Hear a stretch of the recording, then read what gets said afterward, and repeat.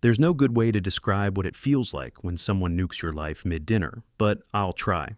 My name's Eric. I'm 38, live in Raleigh, North Carolina, own a modest 3-bedroom house in the suburbs, and I've been working in construction management for over a decade. I've been with my girlfriend Tessa for almost 5 years. She moved in about 3 years ago. We had our routines, nothing flashy but solid, or so I thought. That night started normal enough. I came home from work and the house was spotless. Candles were lit. She was playing some soft acoustic playlist and said she was cooking something special. She kissed me like usual, but held it a little too long, like she was trying to prove something. Something felt off, but I couldn't put my finger on it. She made baked salmon with risotto. I complimented it. She kept smiling like she was nervous, eyes darting a little too much. I poured us some wine and we sat down. 5 minutes into dinner, she leaned back and pulled something out of her pocket. A ring. A dainty little thing I'd never seen before. She held it out, twisted it in the light, and said casually, like she was telling me we were out of milk, "So, I'm engaged. His name's Derek. We've been seeing each other for a few months. I wanted you to hear it from me." I blinked. Then I laughed, like a short, confused laugh. I thought maybe it was a joke or some weird test. I stared at her, waiting for the punchline, but her face didn't change. She just nodded slowly, like it all made sense. "You're serious?" I asked. She nodded again. I didn't plan for it to happen this way, but Derek proposed and I said yes. I figured you should know first.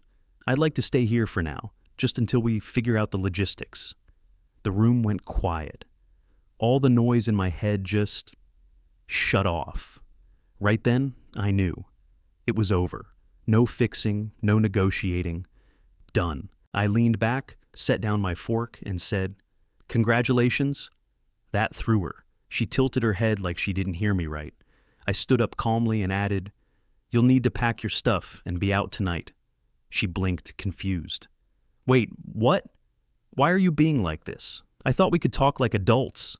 I walked over to the hall closet and grabbed her duffel bag, tossed it on the couch. She froze, then pulled out her phone and held it up.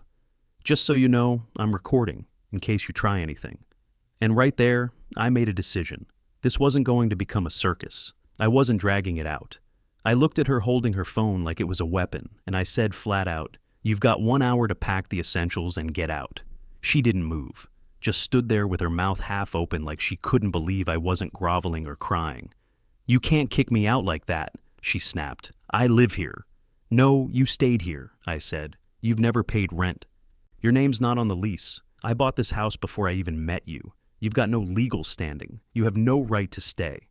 Her face twisted fast. "Wow, that's cold. After everything, you're just proving what kind of person you really are."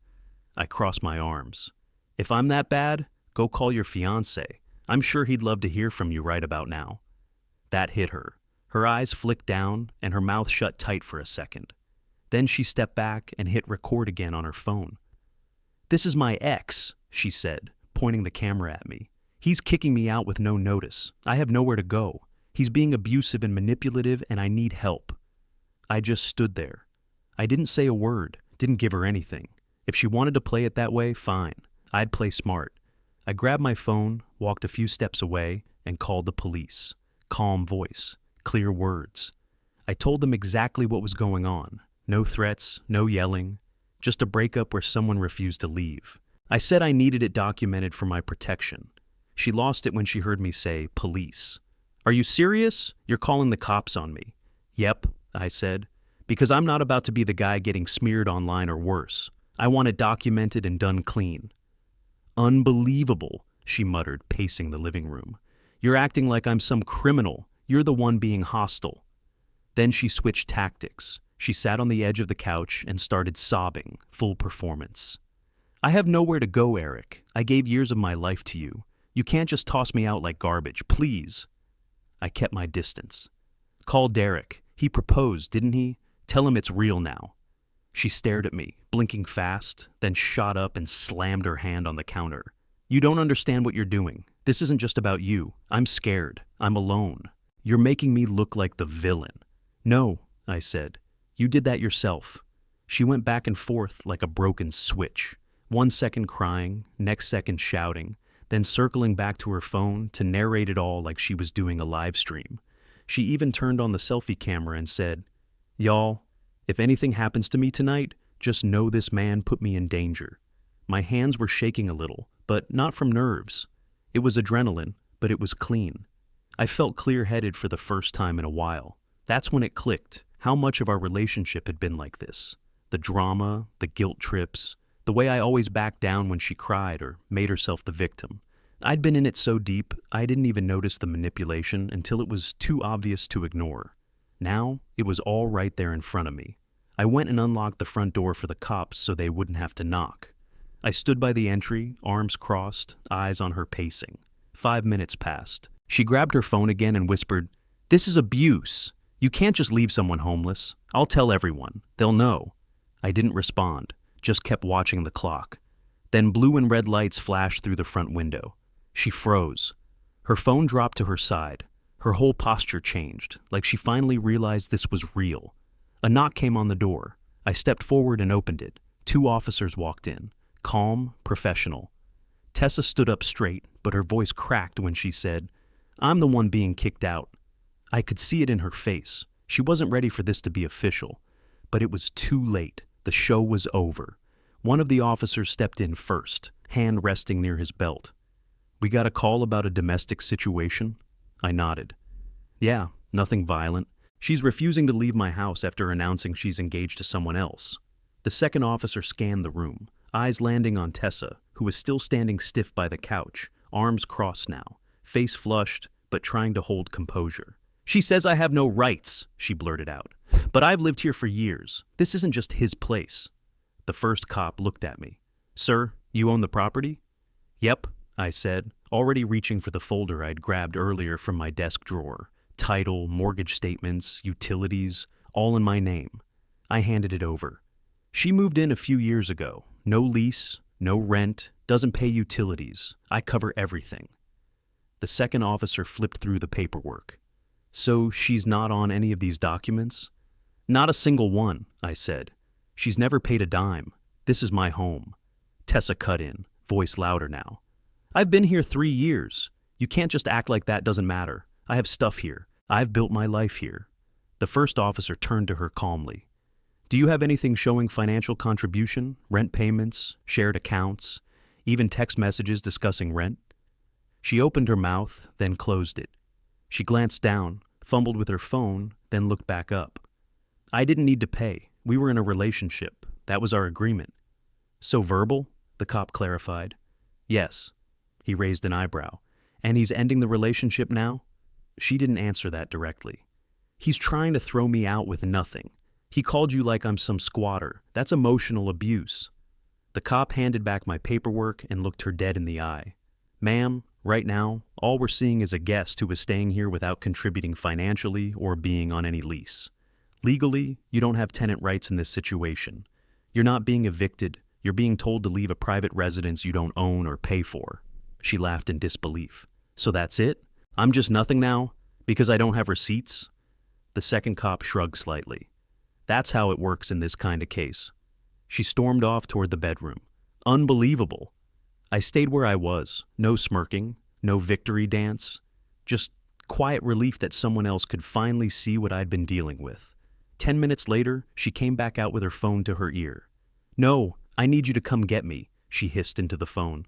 "No, I can't stay. It's a whole thing now. The cops are here. He's kicking me out and they're letting him." She paused, face shifting again. "What do you mean you can't tonight? You proposed to me, Derek." She held the phone away from her ear, blinking, then hung up without another word. Her hands were shaking now, and not from rage. This time, it looked like panic. She grabbed a duffel bag from the hall closet, stomped back to the bedroom, then came out live streaming. "This is what happens when you give years of your life to a narcissist. He's having me dragged out by police because I got engaged to someone who actually values me." The officers gave each other a look, but didn't say anything. I kept my mouth shut too.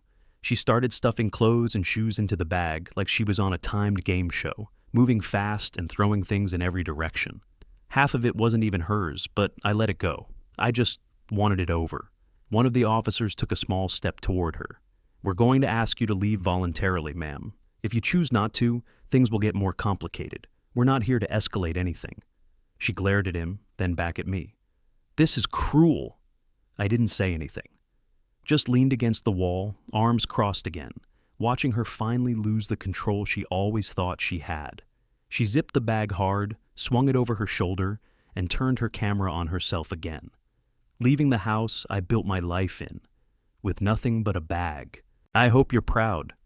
The first officer opened the front door and held it. "Let's go, ma'am." She stomped past me without looking, out into the night. The cop lingered a moment before turning to me. "You did the right thing calling us. Change your locks tonight if you can, and you might want to look into a security system." "I will," I said, and just like that, the door closed behind them, quiet. I barely slept. Every sound outside had me checking the windows, half expecting her to sneak back in. I finally dozed off around 4. When I woke up, my phone looked like it got hit by a digital hurricane. Missed calls, texts, voicemails. Some numbers I didn't recognize. Her name at the top of the list, blowing me up with half apologies, half accusations. Then came the messages from her friends, long blocks of text accusing me of being cold, heartless, kicking a woman out into the night, like I hadn't watched her say yes to another man at my dinner table. And then, finally him, Derek. His first message hit around 7 in the morning. "Hey man, I don't know what your deal is, but what you did last night was beyond messed up. Tessa was scared. You put her in a dangerous position and humiliated her." I read it twice, trying to decide if I even wanted to answer, but something in me couldn't let it sit.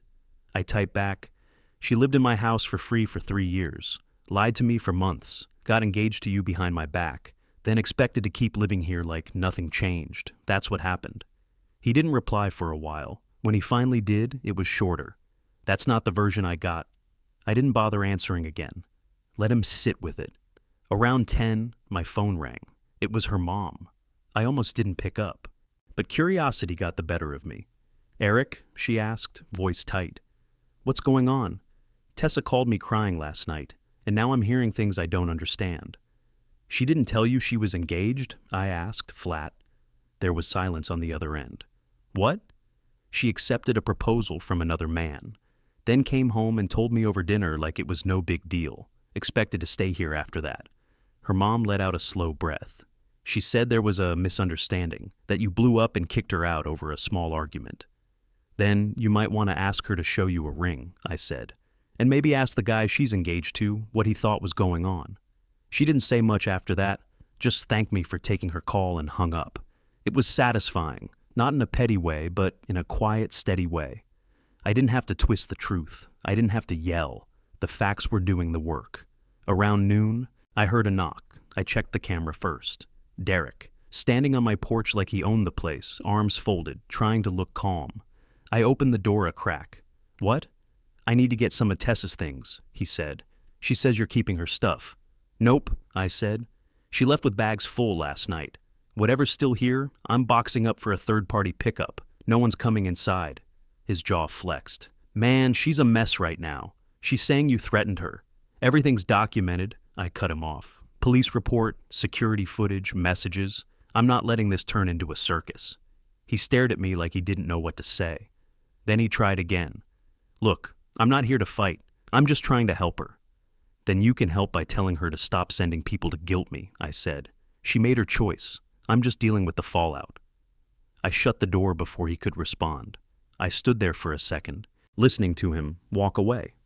I knew this wasn't over, but the door was shut now, literally and otherwise. About 2 hours after Derek left my porch, the real storm hit.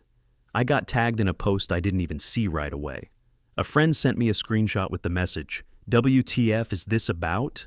Tessa had gone live on Facebook and Instagram. Her caption read, "Escaping abuse isn't easy. I stayed silent for too long, but I'm done protecting someone who treated me like property." There was a photo of her half crying in her car, and another with her standing in front of some hotel door with her suitcase. The post was long, half pity party, half full-on attack. She claimed I manipulated her, isolated her from family, controlled her money, and used the police to silence her. Within minutes, I had messages from people I hadn't heard from in years. "Hey man, just checking. Are you okay? Is this true? I'm shocked." You never seemed like that kind of guy. I sat at my kitchen table, reading it all with a weird calm. No panic, just tired. I didn't say anything for most of the day. I watched the comments roll in, her friends rushing to defend her, people resharing her post like it was gospel. But then someone tagged me directly under it. "Do you have a response, Eric?" I stared at the screen for a long minute. Then I decided, just once, I'd lay it all out. I screenshotted the text where she told me she was engaged to another man. I shared the police report number. I shared bank statements showing she never paid rent or utilities. I posted screenshots from her messages admitting she didn't plan for it to happen this way and thought I'd be mature about it. I didn't call her names. I didn't rant. I just posted the facts, side by side with the claims she made. Then I ended it with this: I don't need to argue. Just look at the timeline. Make up your own mind. Within an hour, her story started to crack. People noticed. They asked questions she couldn't answer. One of her old friends commented, "Wait, so you were engaged to someone else while still living with Eric? How does that add up?" Another said, "Why go live if you're traumatized? This feels performative." Then something I didn't expect, a message from her younger brother, Kyle. "Hey man, I just want to say I'm sorry. I backed her up without asking questions. She told us you flipped out for no reason. I didn't know about the engagement or any of the other stuff. I was wrong." I thanked him, and that meant more than I expected it to. It was wild watching it unfold, like watching a magic trick get exposed step by step. No screaming, no fighting, just her version unraveling under the weight of basic logic. No one had to dig deep. All it took was a few receipts and her own contradictions to make people pause. I didn't feel vindictive. I didn't even feel angry anymore. I just felt done. Really done.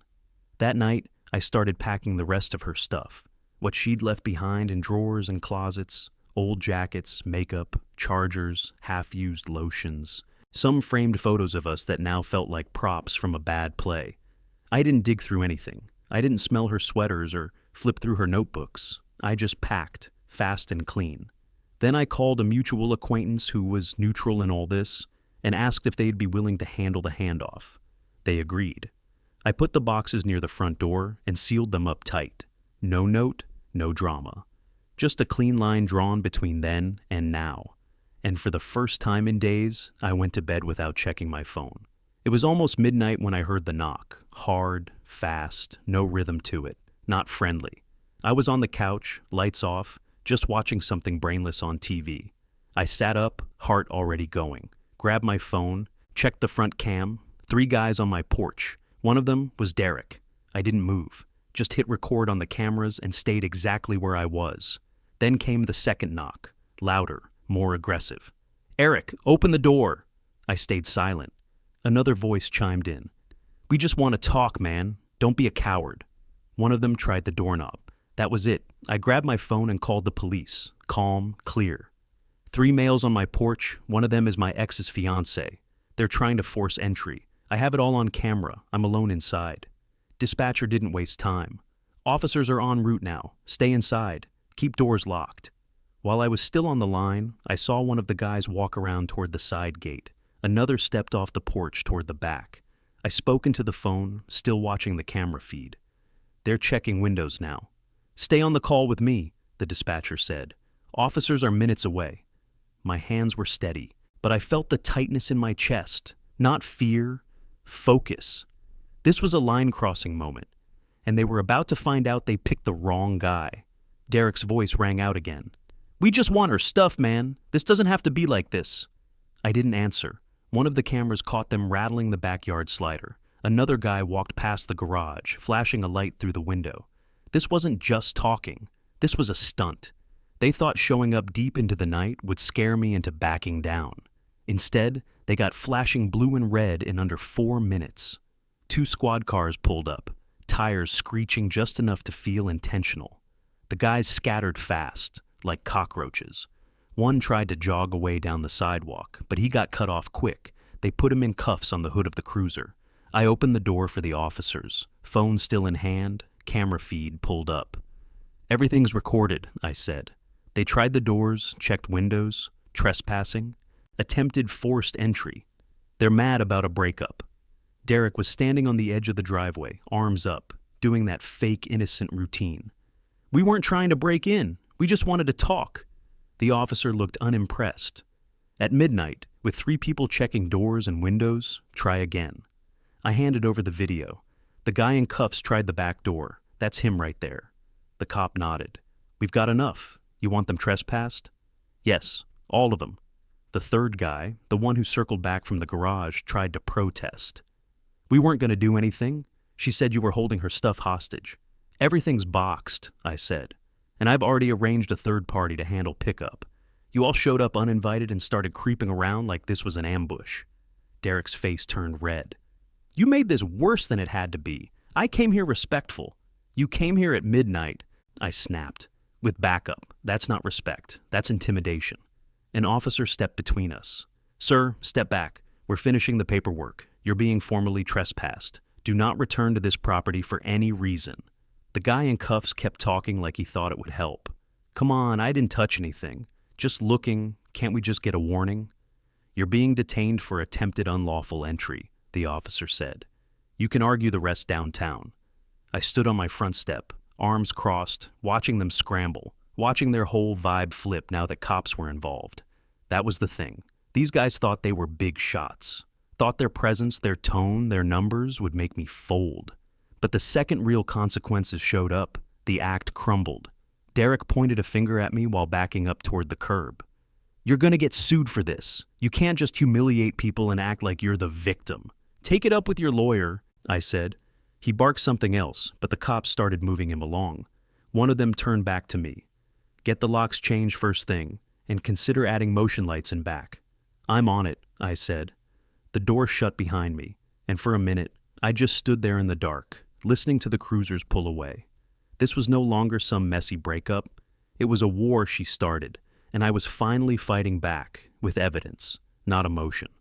2 days later, I got a text from her mom asking if we could meet in person, not to argue, not to accuse, just to talk.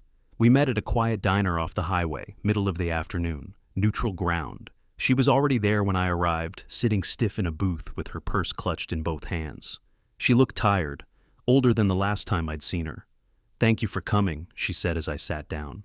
"I brought everything," I replied, tapping the folder under my arm. She nodded. "That's what I want, the whole story, no filters." So, I gave it to her, start to finish. Calm, linear, no emotion layered on top. I showed her the proof of ownership, the bank statements, the messages where her daughter admitted the engagement, the police report numbers, the security footage screenshots with time stamps. I didn't interrupt when she sighed or rubbed her temples. I didn't rush. I just laid it all out. When I finished, she sat back and stared at the table for a long moment. "That's not what we were told," she finally said. "I figured," I replied. She shook her head slowly. "She said you were controlling, that you tracked her movements, that she was afraid to leave and needed time to make a plan." "She was planning all right," I said. "Just not with me." Her mom let out a short, humorless laugh. "This isn't the first time something like this has happened." I looked up. "She's done versions of this since her early 20s, she continued. "Moves in fast, avoids bills, keeps stories straight just long enough to get what she needs. We thought she'd grown out of it. That explained more than I expected. She always had reasons," her mom added, "why jobs didn't last, why roommates turned toxic, why exes were suddenly monsters. We wanted to believe her." I nodded once. No anger, just confirmation. She reached into her purse and pulled out an envelope, sliding it across the table. "I know this doesn't fix anything, but I want to make it right in some small way." I opened it. Cash. Enough to cover a few months of utilities and repairs. "I can't take this," I said automatically. "You can," she replied firmly. "And you should. You carried her longer than you should have had to. Let me take responsibility for once." I hesitated, then nodded and slid it into my jacket. "Thank you." She looked relieved. Then she said something I didn't expect. "She's already overwhelming him. Derek, he thought he was rescuing someone. Turns out he's now paying for everything. Rent, food, her phone. He's panicking." "That tracks," I said. "I don't think he understood what he signed up for," she added quietly. "I don't think I did either," I said, and meant it. The conversation slowed after that. Nothing left to uncover, no more lies to dissect. I'm not angry, I told her. I'm not holding a grudge, I'm just done. She nodded. I understand. We stood up. She hesitated, then opened her arms like she wanted a hug. I stepped back instead and offered a hand. She took it. I won't contact you again, she said, and I'll make sure no one from our family does either. I appreciate that, I replied. I walked out of the diner into the afternoon sun, got into my truck, and pulled away without looking back. At the next red light, I deleted her number, then her mom's. Clean break. 3 days later, I got an envelope in the mail, thick, certified, return address from some attorney's office in Charlotte. I knew what it was before I even opened it. Inside was a demand letter, her name at the top, some small-time lawyer trying to sound intimidating in a 5-page rant full of empty threats. She was entitled to restitution, emotional damages, and compensation for her time and contributions. They wanted 10 grand and half the value of my house. I didn't even finish reading it before texting my lawyer, Joe. Sent him a picture of the first page and said, "Got a good one for you." He called me laughing. "You've got to be kidding," he said. "She's asking for what?" 10,000 in damages, I said, plus a claim on the house. "She's delusional," he said. "But lucky for us, delusional makes this easy." I drove the whole file to his office. We built the response the same day. A counterclaim with receipts, 3 years of utilities, food, maintenance, insurance, even Amazon purchases she made on my cards. All itemized, all dated. I didn't pad it, didn't exaggerate. We also included the security footage from the night her fiancé and his friends tried to break in, plus the trespass orders, and screenshots of her social posts claiming she escaped from my house. It wasn't aggressive, it was just facts. Dry, brutal math. Joe mailed it off the next morning. 2 days later, he called again, still sounding amused. Her attorney just withdrew representation. Already? They must have seen what we sent and realized it wasn't worth the headache. I figured that was the end of it. Then, a week later, I got another envelope, this one handwritten, like a middle school project. She'd filed something herself, no lawyer this time, just a stapled together mess of papers that looked like she printed them off a forum. Most of it was rambling. Some of it was screenshots of my social media with angry captions written in red pen. She accused me of emotional sabotage and claimed I ruined her chances at marriage and stability. She asked for money based on moral obligation. Joe reviewed it, deadpan. She really tried to submit this? She signed it, I said. I've seen stronger cases written in crayon. He filed for immediate dismissal, and we didn't even have to show up. The judge tossed it without comment. Just a single line on the court site. Claim dismissed with prejudice. That was it. No courtroom speech, no drama, just a thud.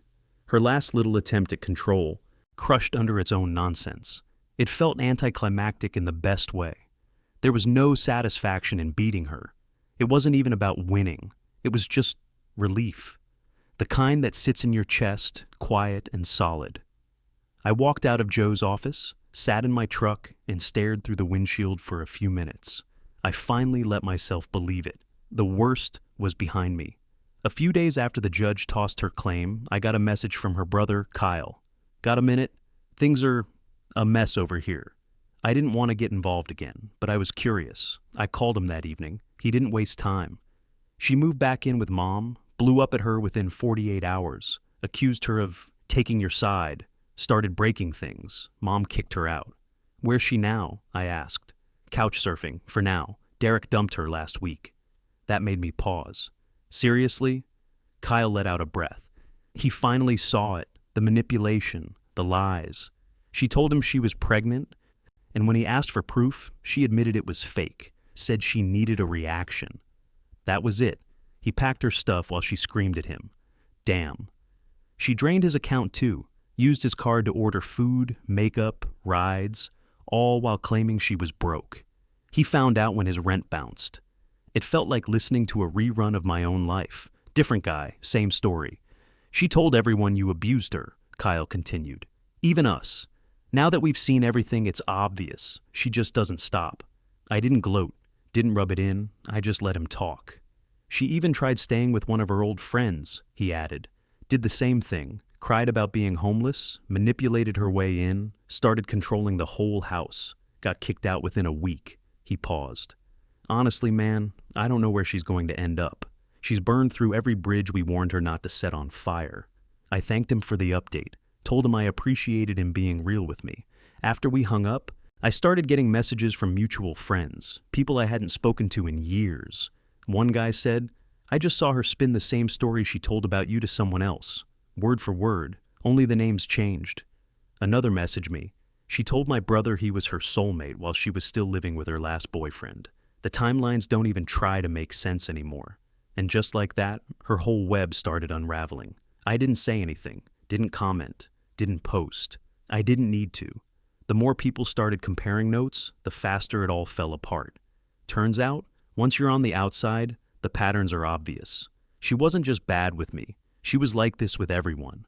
She just cycled through people fast enough that they never caught on, until now. I kept my distance, didn't reach out, didn't react. I stayed quiet, focused on my life, let it all play out without lifting a finger. And for once, karma did the heavy lifting.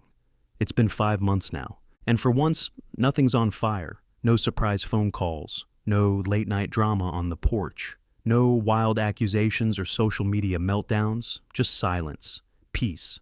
I still live in the same house, but it feels different now, like it finally belongs to me again. The air's lighter. I wake up without that tight, wired feeling in my chest. I've been seeing someone new. Her name's Rachel. She's got her own place, a full-time job, pays her own bills, and doesn't expect anyone to rescue her. The first few dates threw me off. She offered to split the check, drove herself everywhere, and even brought her own toothbrush instead of accidentally leaving one behind. At first it felt weird, like I was waiting for some hidden test or trap. But there wasn't one. She's just stable, normal, and it's kinda blowing my mind how rare that actually is. Looking back, I see the red flags I let slide, the unpaid bills, the constant guilt trips, the emotional U-turns anytime I tried to set a boundary.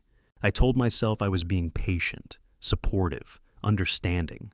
What I was really doing was bending myself in half to avoid confrontation.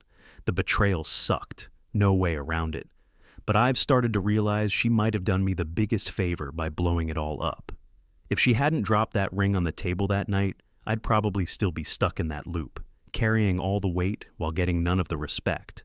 Every now and then, I hear bits and pieces. A friend of a friend says she's living with someone new already. Same story, same chaos, just a different guy's couch. But it doesn't hit the same anymore. I don't feel smug. I don't feel bitter. I feel free. There's no itch to prove anything. No grudge left to carry. That part of my life's closed, sealed, done. Tonight, I sat out back with a beer and just listened to the wind through the trees. No phone, no noise, just stillness. I looked around, fence solid, locks changed, security lights working, and thought, this is what peace looks like. Not flashy, not loud, just quiet, clean, and it's mine. Because I finally remembered how to respect myself. Thank you for being with us. Don't miss our new stories. They're coming soon. If you haven't yet, please leave a like and follow the page to see more great content. Your support means a lot to us and motivates us to create even more warm, meaningful stories. See you next time. Take care and stay curious.